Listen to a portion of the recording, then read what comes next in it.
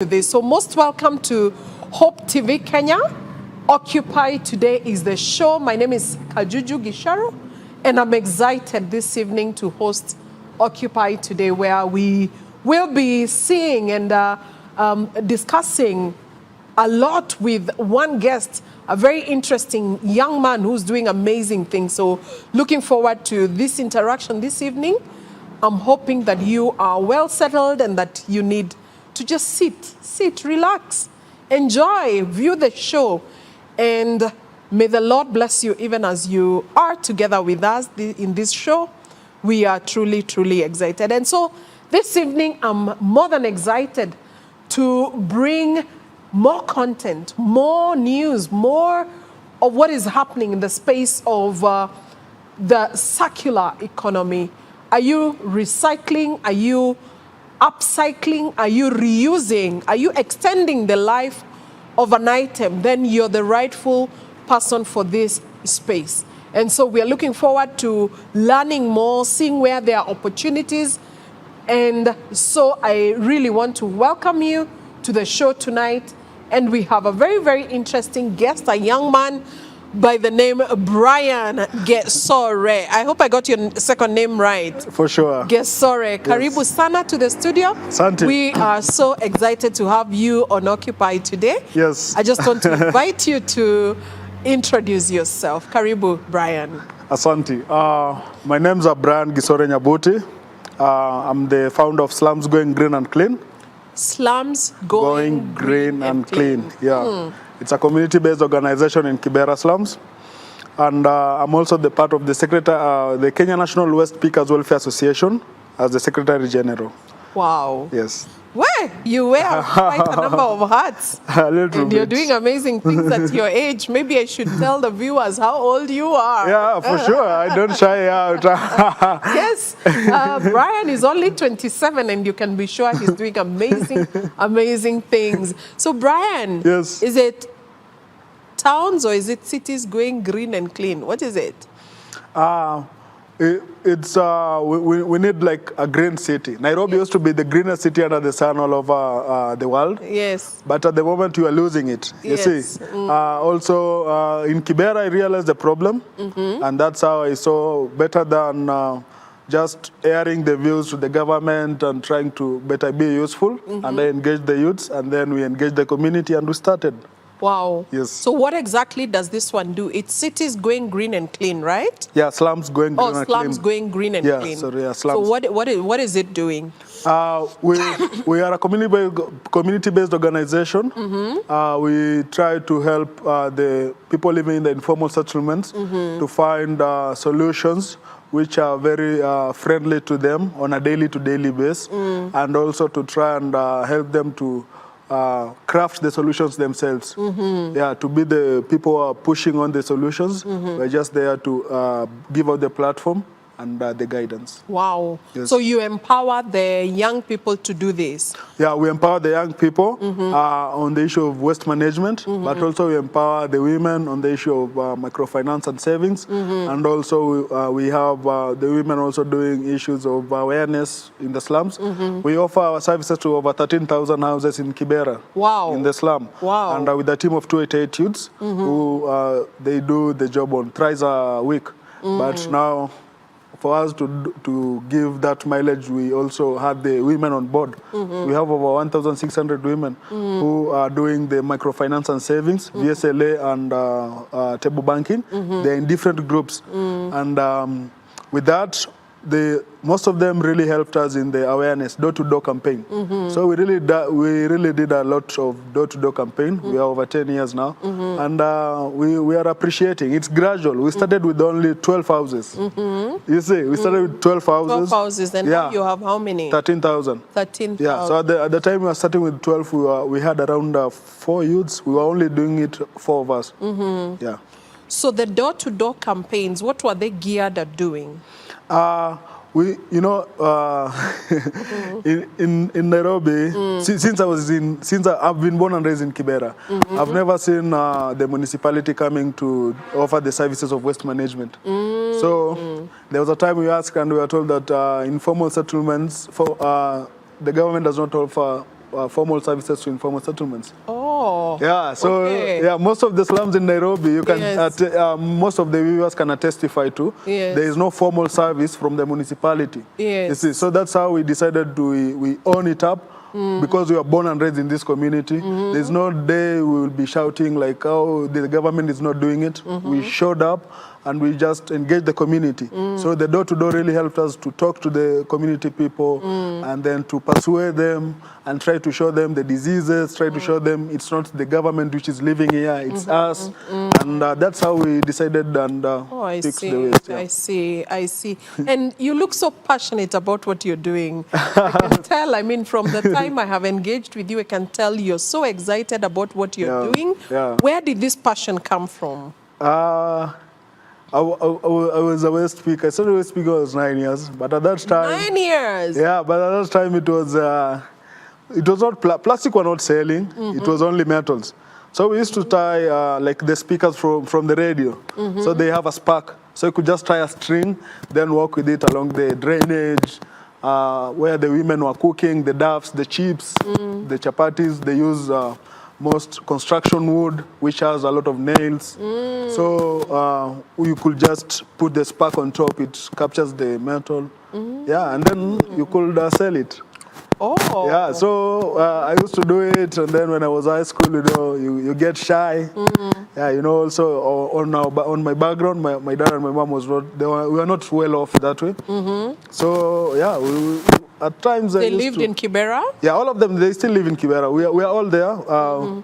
Yeah, I've been born and raised with them there. So my dad was like a gate man. So it was, I could not, we are 5 of us. So at times, you know, there are small basic needs. So that's when I went into speaking. And then when I was at school, you know, being shy a little bit. But after finishing high school, I joined Don Bosco.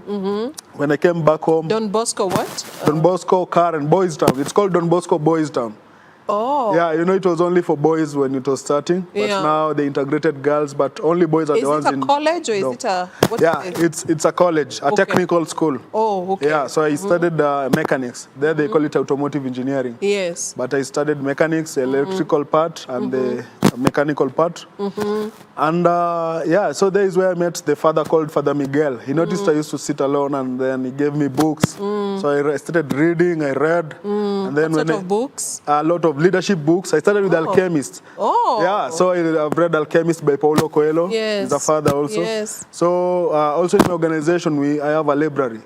Anyone who joins us, we give him the Alchemist. That's the first book. Yeah. So because you can't change person by words, you can change them by their own thinking. That's true. Yeah, so while I was there, after reading the books, when I came home, I engaged the other West speakers and also other of my friends who are in crime, you see. So I told them that we can form an organization. And that's how I helped them. We constructed an organization. We elected the chair because I was not present, so I could not lead them. Yes. And from there, I left them. They ran for 2 years. Yes. When I came back, I was given the chairmanship, and I continued, and till now, it has grown. Wow.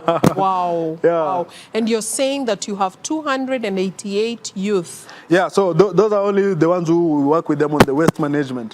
So you see, our organization at the moment, we have grown where we have the women team, the children team, the youths now. Also, we have some girls. Yes. But now we do with them differently, different things and different, yeah. Yes. Okay. Yes. Okay. Good to know. Good stuff you're doing. Good stuff. Yeah, I appreciate it. So I celebrate you. I celebrate you truly. Yeah. Well, you are doing amazing work. So what has, 10 years, you've said you've been there for 10 years. Yeah, we started while I was 17. Has kept you, 17. Now, right now I'm 27. Yes. Yeah. What has kept you going for the last 10 years? It's the books that I've read, also the stories of entrepreneurs that I've read, and I don't lose hope. I'm optimistic, and also the other thing is that I know the thing that I'm coming with, it's new in the market, but I'll push on till it's give in. So yeah, I'm not there to lose hope. I can't lose hope. Great. Sure. Great. So what does your day-to-day look in terms of, do you collect and recycle, or what do you do exactly? And what sort of waste are you dealing with? I hear you began with metal. Are you still doing metal? No. At the moment, we don't do metal. Yeah. You know, at the moment, metal is very scarce for you to get. It's very scarce.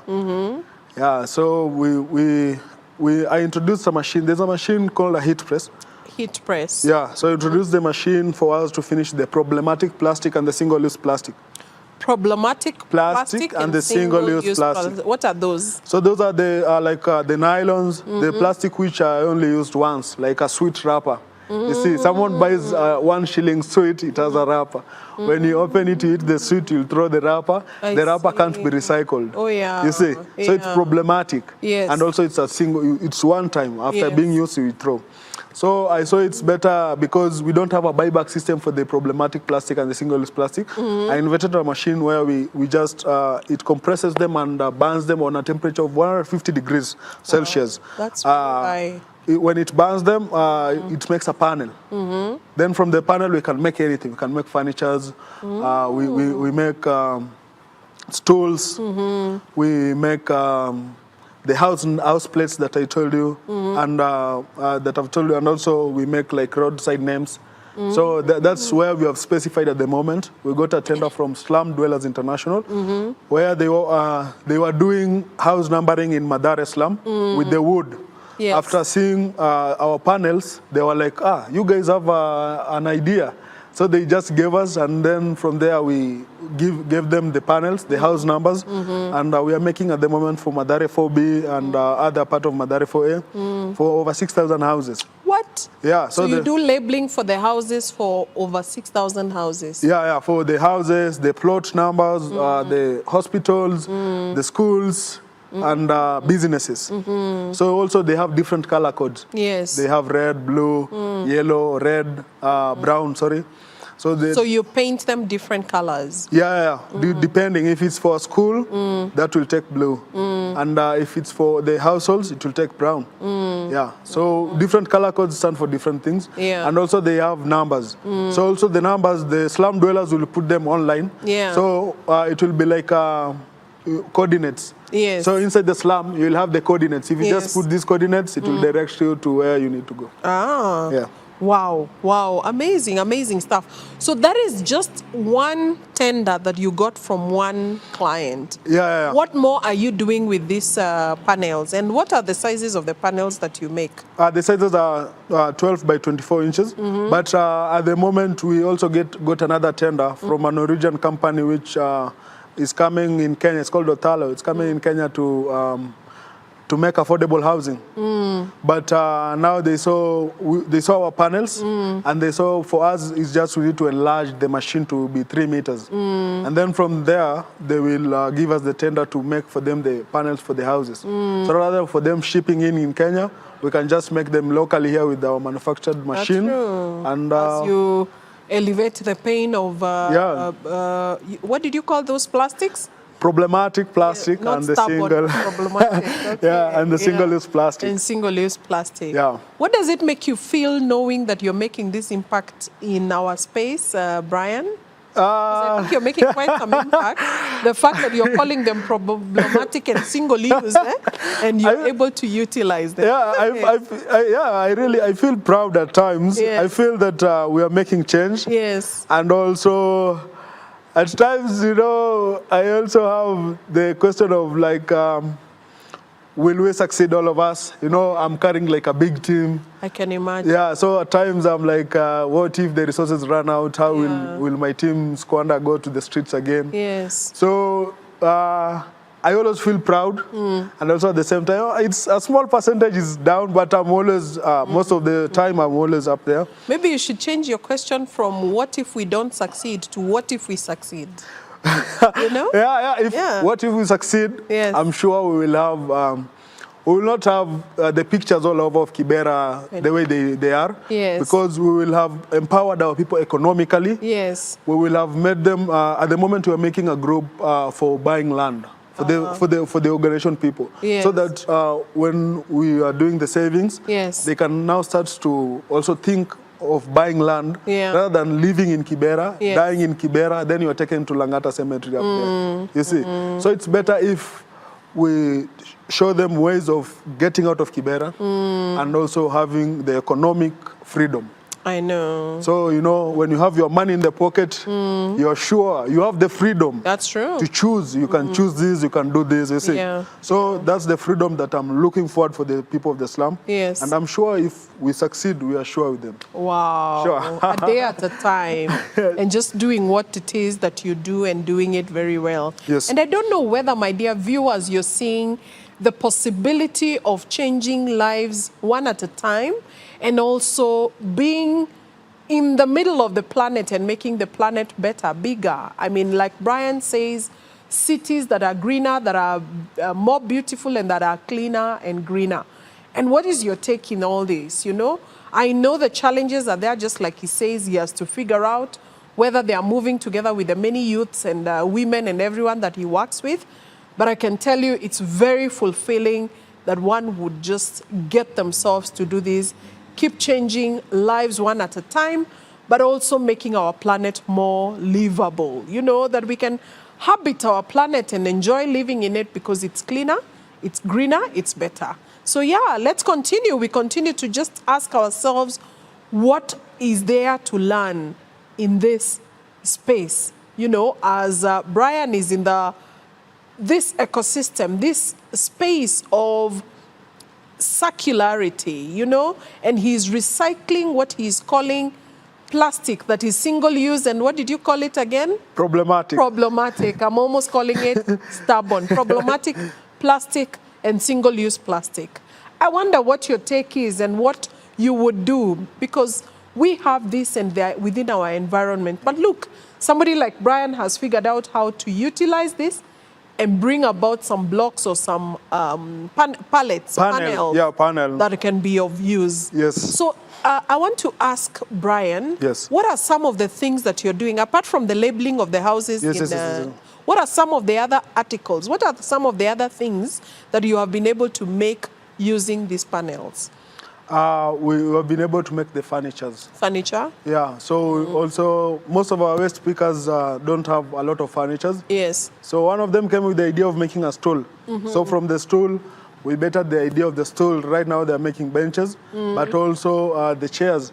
So for the kids, the school chairs. And we are making progress. We have made waste bins. We used to give our customers.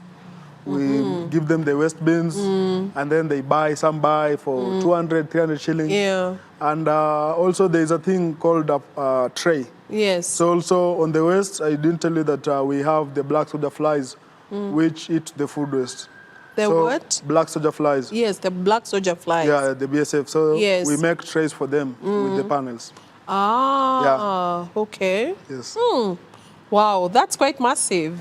Yeah. I hope to see some of these articles even as we go on and see what you're doing, and probably just make them more visible. You never know. You might get orders that you cannot even sustain. That's true. Yeah. But my question to you is, is the waste sufficient to produce so much, or it's the other way? So for example, if you got a client that is asking for those trays, thousands and thousands of them, is the waste sufficient to produce this? Is it sustainable in that way? Yeah, the waste is sufficient. It's also even over exceeding. That's why we were thinking of making a bigger panel, because a bigger machine, because a bigger machine can consume up to maybe 15 or 20 kgs at a time. Yeah. Yeah.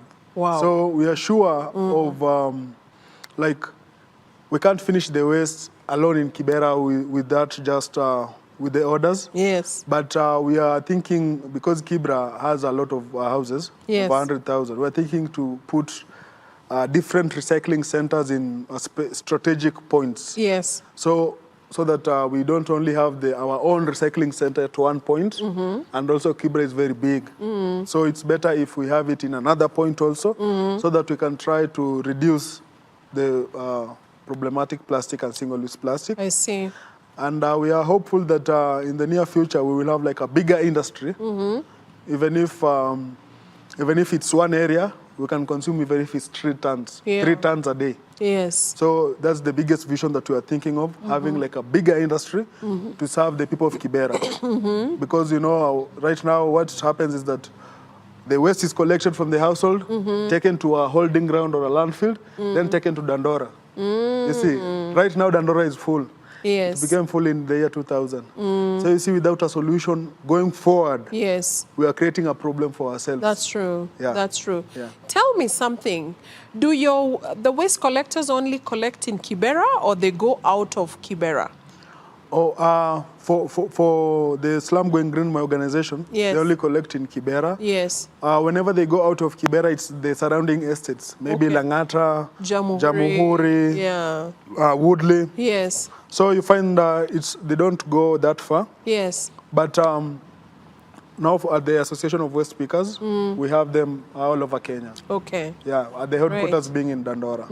Yes. Okay. Of course, the other thing I would want to know now at this point Yes. is about the Association of Waste Pickers. Yes. But even before we go there, I would want to know Yes. what have been your challenges within your organization, within your CBO. Yes, yes. What have been the challenges that you have seen?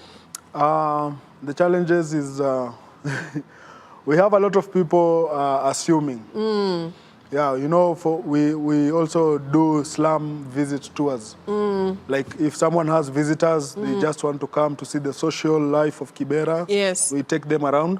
So you find that in the community, some assume that we're being paid by the white people. Some assume that our overalls are jungle green. So some call us Green Army. They think we are related to Sakaja. As we are not related to Sakaja, we don't get his Green Army money. So there are some who don't pay. Out of the 13,000, around 1,800 houses pay. You see? So you see the other houses we take, we just make sure the youths have something to go home with. Yes. So I always look for money and make sure they have something to go home with. Yes. And then we collect the waste. I see. There's a challenge on thinking perspective of the people. Yes. That's why, we know it's not something which can just take 1 year to change. Yes. It will be gradual. It will take time. Yeah, but yes. we are always positive. We are not losing hope with them, and we are not shouting at them. We are just making sure that our services are very efficient and effective. Yes. And also we are trying to show them, to engage them. Whenever we have a cleanup, we just make sure that they come through so that it does not become a challenge. I hear you. And also resources-wise. Yes. You find right now we have over 5,000 members. So you see these members, resources-wise, it's a different thing. Yes. You know, people can come, they can come together to fundraise for a church. They can come together for a burial. But you see, on organizational purposes, it needs a lot. You cannot be bringing people to fundraise for you to run an organization. I know what you're saying. Yeah. So, and also they're in the slum, where you want to help them to. Yes. You see. So I think resources-wise, it's really draining us a little bit. And the other thing is maybe it's not a challenge, but we are looking for technical support. Yeah. For in what way?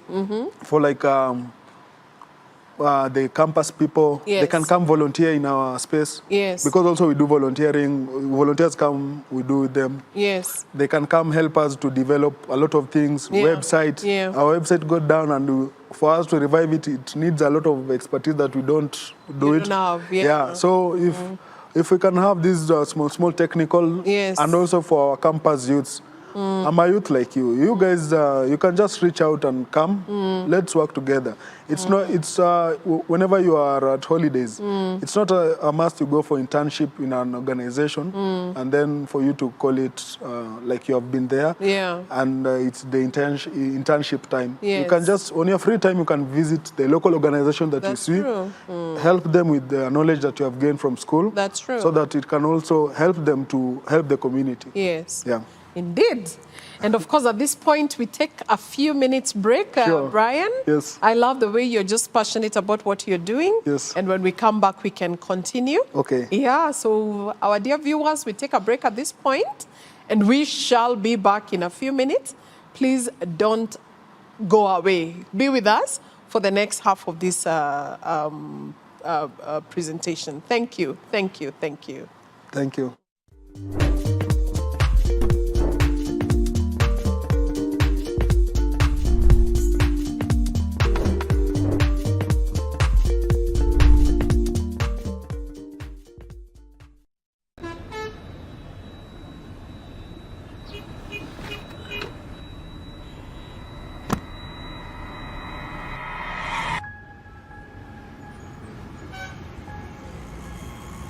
Rafiki soul is a promise of a hand that reaches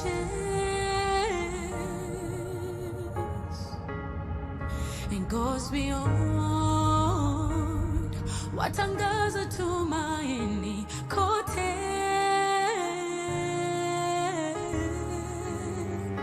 I'm forever grateful. Ninashukuru ukarimu, ukarimu. I'm forever grateful. Ninashukuru ukarimu, ukarimu.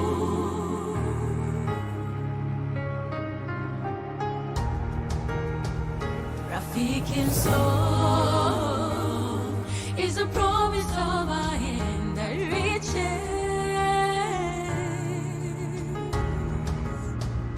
and goes beyond what angaza tumaini kote. I'm forever grateful. Ninashukuru ukarimu, ukarimu. I'm forever grateful. Ninashukuru ukarimu, ukarimu. Rafiki soul. Friends of Hope, keeping hope alive.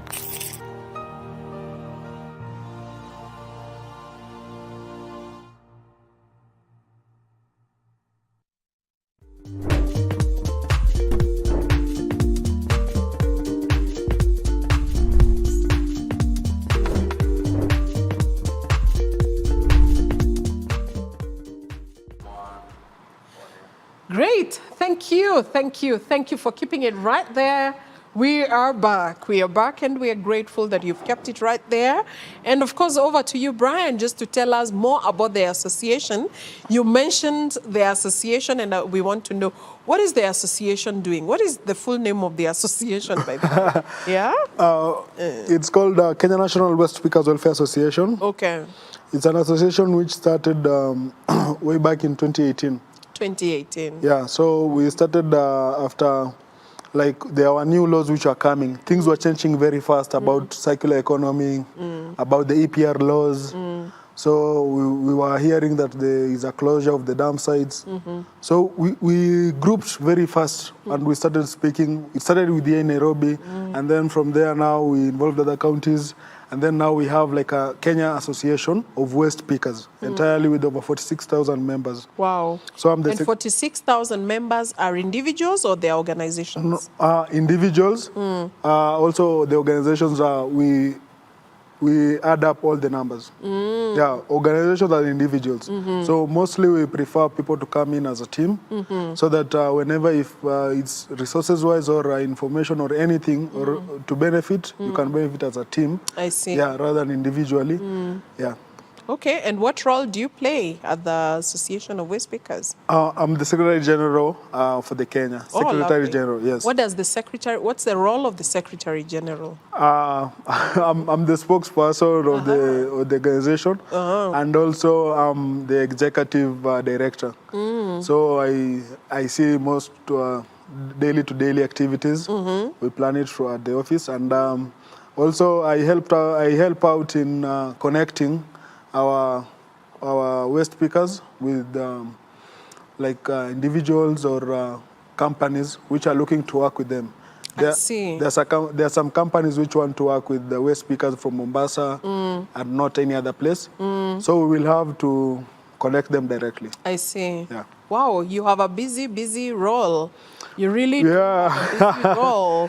And I'm just wondering how, in terms of your delivery every day, your work every day, Yes. the way you run every day, and Yes. of course your operations generally, right from figuring out how to even speak, where do you speak, and your everyday work, what does that look like? It's a little bit busy, but mostly I have a diary. I have to write everything down, activities, and my schedule is flexible. I can, if there is something which has come abrupt, I can fix it. So that's how flexible also I am. And most of the time when I wake up, I'm still in Kibera, but the head office is in Dandora Dam site. So at times... So there's an office at the dump site? Yeah, we have our office. The headquarters is in Dandora Dam site. All right. Yeah, so our chairperson is from Kisumu. And I'm the Secretary General. Then the Treasurer is from Nakuru. We have the Secretary from Mombasa. But now the office is at Dandora. Yeah, and then Nairobi also we have the chairperson and the other leaders.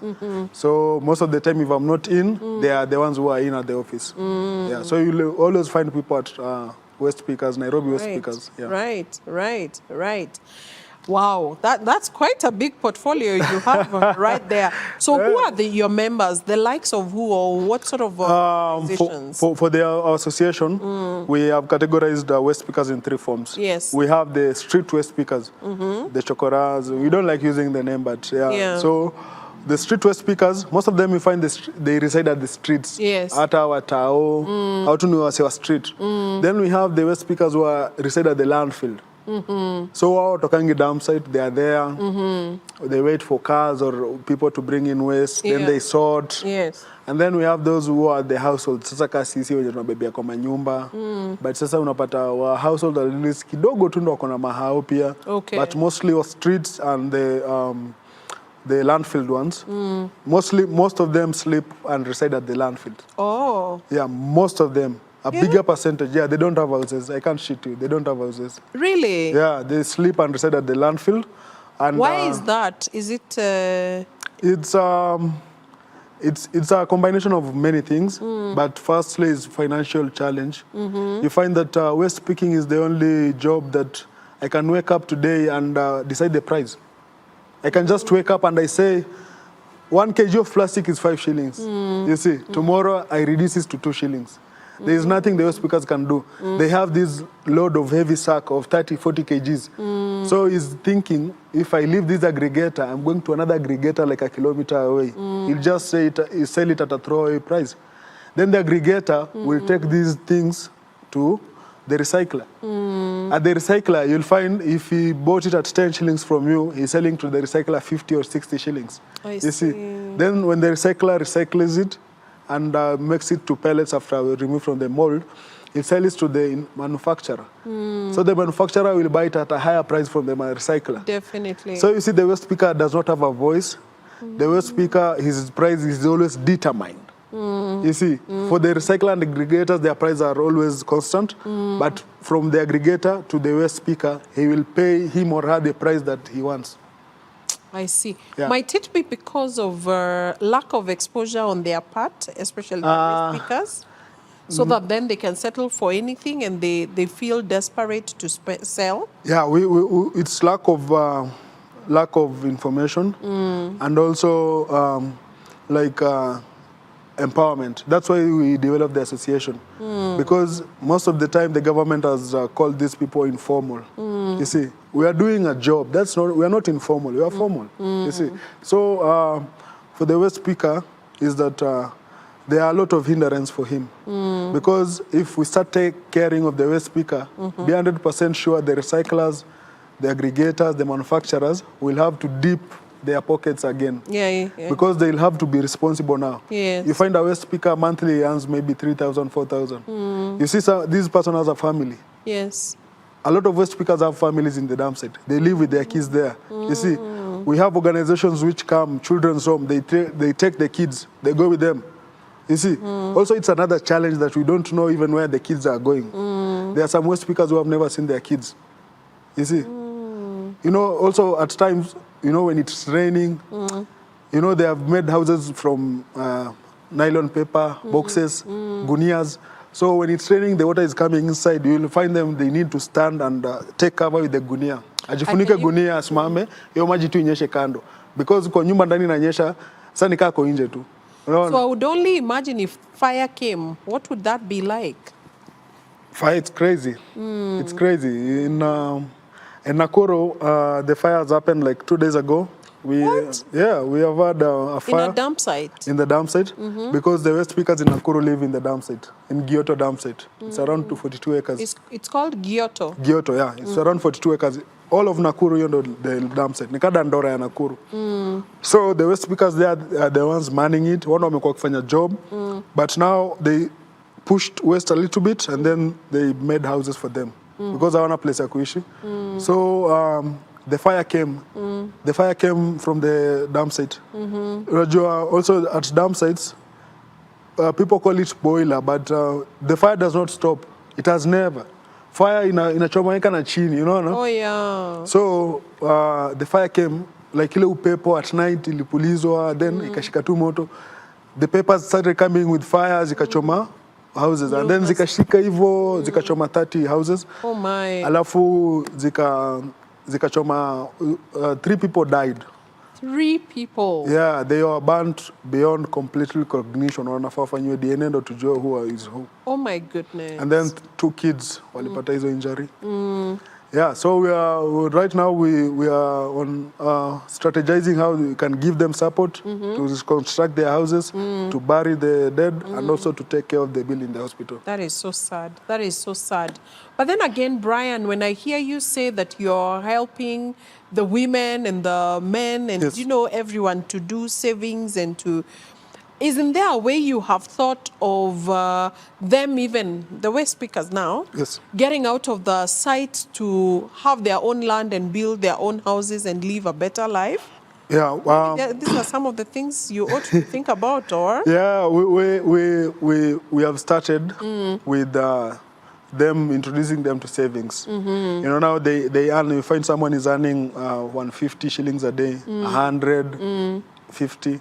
So we just give them a minimum of 10 shillings. We just save, and then from there we save like for a year. We see how at the moment we are on 6 months. We see how we can support them or look for donors to just top up on what we have to buy something.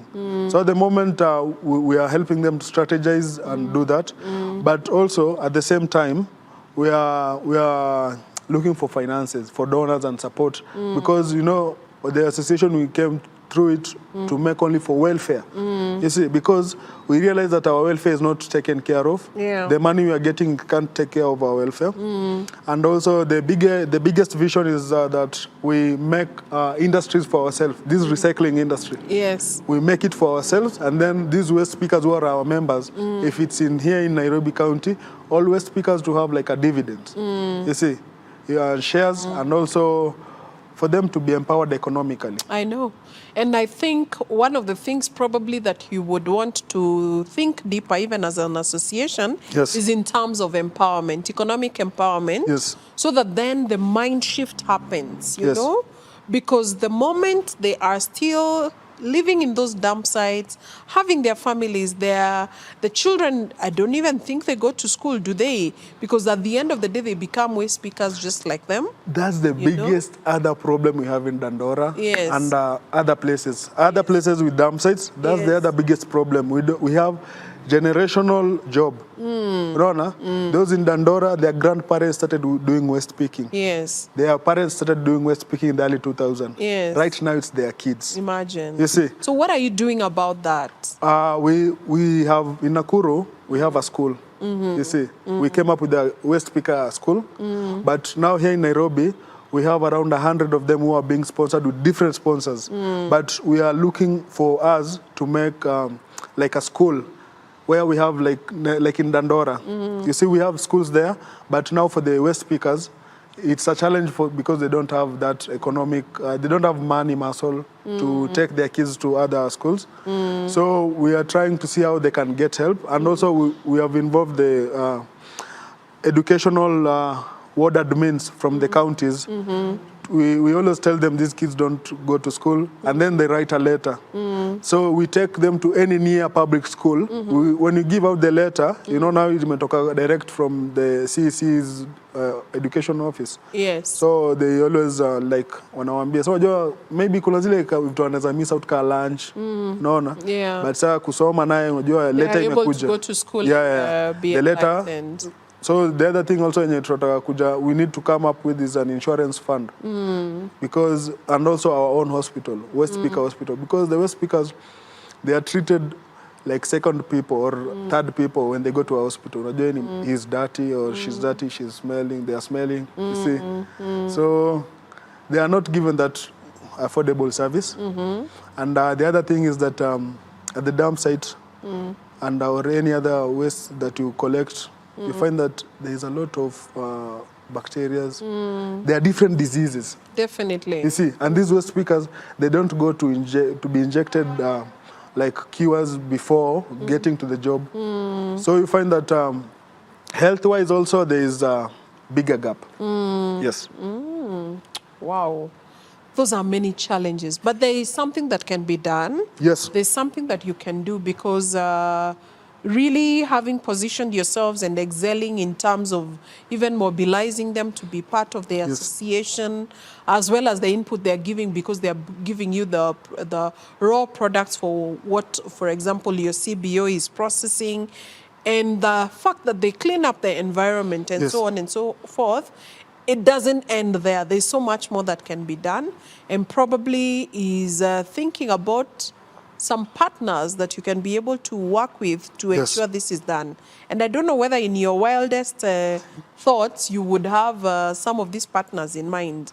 Yeah, we are looking for like Coca-Cola. You know, you're cleaning up your mess. You see, we're looking for these companies, these producer companies, you see, which are bringing the waste to the market. They need to own it up. You see, stop giving this money to manufacturers and recyclers. You see, like a company like Nestle, company Unilever. You see, they're introducing a lot of products on a car Unilever. Imagine a Royco Cube. Unajua, sahi, vinaongea, niko na tenda ya Unilever, we're just doing it, tunafanya na Greenpeace. Tutaka kuandikia petition, they need to pay the waste speakers. No. Because imagine the Sunlight near Unilever, Omo near Unilever. Okay. Royco. Now, without even mentioning sorry.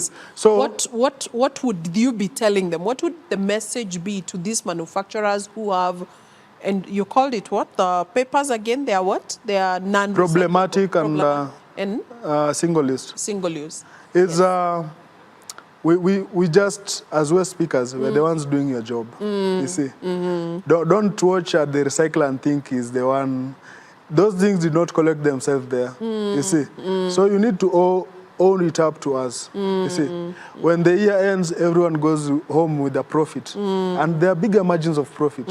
So they need to just have, even if it's 2% shares, and they give it to West speakers. You see, they will have solved even a problem for them. Indeed. Because you find that they have a duty to it, right? Yeah, because they're the ones who are introducing it, and also this thing which they're introducing, they don't have like a system of getting all of them back. I see. Yeah, so because we're the West speakers and we're the food soldiers, they can just give us even if it's a tender, and then we collect them. We make sure that if they realize that we gave 2 million bottles this month, we can have like an accountability test. We see how much the West speakers collected. Is it 1 million? And then they don't pay us like the way we were being paid at the market. We can go even if it's per bottle, so that these people can have like an economic muscle and also a dignified pay. Wow. It's not a must we just get a pay because it's a pay. We need it to be dignified, and also that's why West speakers can't live outside the landfill, because they cannot afford to pay a rent. No. This person is getting like 200 at most in a day. You find a house is 3,000. How much will he save or she save to reach that? I see. So apart from manufacturers, who are the other partners that you would think about in your space that would make things look even better? humanitarian NGOs. Because what we are doing, our services is for the people, it's for the waste pickers. We need the humanitarian people to be on board, because we find that for us to take care of like people, the budget, it's not a small budget. Yeah. So we need people who can help us the muscle to move forward. And also we need the government on board. The government needs to recognize waste pickers as people. You see, they need to, we are not chokoras. We are people. We are people who are doing a dignified job. We are people who are earning something, you see. So they need to recognize us, you see, and also introduce like a service fee. I can give an example. In Argentina, the municipality there pays the waste pickers, and then the waste pickers, what they collect also they sell. So you see, they are getting two types of income. It's not that big, resources. But because the government knows what you are selling does not earn you that much, they also top it up from them, because they are doing their job on their behalf. You see, so they are paying also them a service fee, a small service fee. Yes. Wow. Let me ask you, Brian. Yes. Are there opportunities for other entrepreneurs in this space? There's a lot. There's a lot. There's a lot. If I just define for you how many types of waste we have. There are many types of waste. Name a few. We have the sanitary towels. There's a company for that. That's money. What can they do with it? I don't know. The sanitary towels. Yes. There are those who go to dispose. They have like the mechanisms, the technology. You know, also there's also, you need a technology for you to manage some things. Definitely. Yeah. So for them, they have a technology, and also they pay good. Like those, they pay good. We have the plastics. You can do different things with the plastics. We have, even right now, there's a company getting diesel out of polythene bags. I actually saw that. I saw that. I saw so that. Yeah. Even the gunias, they're getting diesel out of the gunias, the carrier bags. You see, so there is a lot. We have the black soldier flies. The black soldier flies, they are flies which are very nutritious. If you are in a village where there are farmers around, you can gain a lot.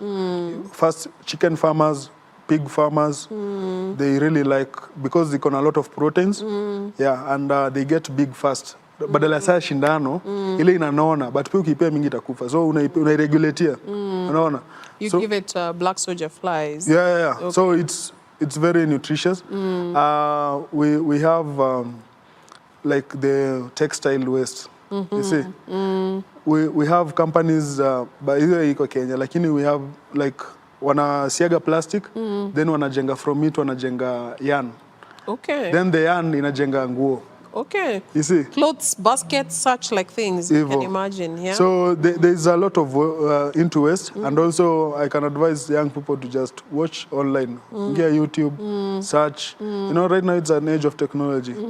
So it's not a must someone shows you how to do it. You can just look it for yourself. Learn on yourself. Yeah, and then have a drive, and also try to solve a challenge and have the solution at hand. I hear you. Wow. So for 10 years you have done this and you have perfected the art, right? Yeah, I've perfected the art. Everyone, if you be in any field for more than 7 years, you become a master of it. That's true. You see? But consistently doing it. Yeah, consistently doing it. Yeah. So you don't need to tell yourself that how the future will look. You just start, have a passion, have a drive. In the next coming years, you will be someone different. And is the return on your investment enough to keep you going, you and your family? Yeah. The return is enough. And I'm also, I have hostels in Kibera for waste pickers. I offer hostels. Yeah. What do you mean by hostels, Brian? Like, I rent rooms, and then kuna double deck. So wale wase young, we have some young people wanaingia kwa crime. Badala apotee, unaona? Unamchukua na mweka hapo. So they pay rent? No. Their job is just to learn something. Okay. From kama si kwa industry, tunamtafutia technical, my MCA nani. Anatafutiwa like unajua sasa kuna vitu zinakuja kwa MCA. watu wapelekwe driving, watu So wapelekwe they are welding. educated by the political... Yeah, the MCAs Yes. or MP. When the opportunities come, we just Yes. forward them there. Yes. And then the kitchen soup. So for like there are some waste speakers who they're very old. You see, Oh, they're very nikawazee. they are very old. Yeah, they hata uko sure huyo hawezi fanya kazi. Unaona? So what do you do with those ones? So hao ndo tumeke hiyo kitchen soup. What's Unaona? kitchen soup? It's like food. Tu wanakam tu wanapata chakula ya pamoja. Oh, so they eat together. Yeah, so they eat together. Who and then cooks the food? other waste speakers, those who live in the hostels, they cook. Then the other ones wale wanatoka nje wanalala pali zingine wanakuja tu They wanakula. come wanaenda. and eat together. Yeah, then they go. Okay. Yeah, so it's something which I'm proud of at times. Yes. But also it gives me stress that these people like who will help the others who I'm not helping right now. Okay. Yeah. But I want to believe that there is so much you can do. You're doing your bit. Someone else does their bit. Yes. We all do our bit and we are home and dry, right? Sure. So then at this point, our time is running out. I would just Okay. like you to do your parting shot. Okay. And imagine our show is coming to the end yet. We've not even finished everything. Yeah, sure. Say, yes. I would like to say that everyone is born an artist. And it's just for you to just listen, sit down, listen to yourself, be conscious, and be present, be at the now. You see, don't think about the future, don't worry about the past. You just be now, make solutions, and also try and be a leader. Everyone is a leader. You see, the watchman is a leader at the gate there. Yes. He can decide for you not to come in or go out. You see, the cook is a leader in the kitchen. So everyone is a leader. You see, the cleaners are the leaders are in the lavatory, in the toilets. You see, so everyone is a leader. It's just for us to treat other people with love and treat them right. Yes. Okay? So, and without waste speakers, recycling is garbage, and waste speakers are the backbone of recycling. Wow. Thank you. Yeah. Lovely. Thank you. It was really, really great having you in studio. Thank you. Brian, you're a powerhouse. The things that you're doing, I really need to touch base with you and see Sure. what you're doing and how I can also be part of this ecosystem. Sure. Yeah, because the more the merrier. I'm sure Sure. partnerships never end, collaborations never end, and they are the thing that makes businesses thrive today. So yeah, let's see how we can do this some more. But for now, my dear viewers, I'm hoping that you have picked something. And I love the passion that Brian just has in terms of waste pickers.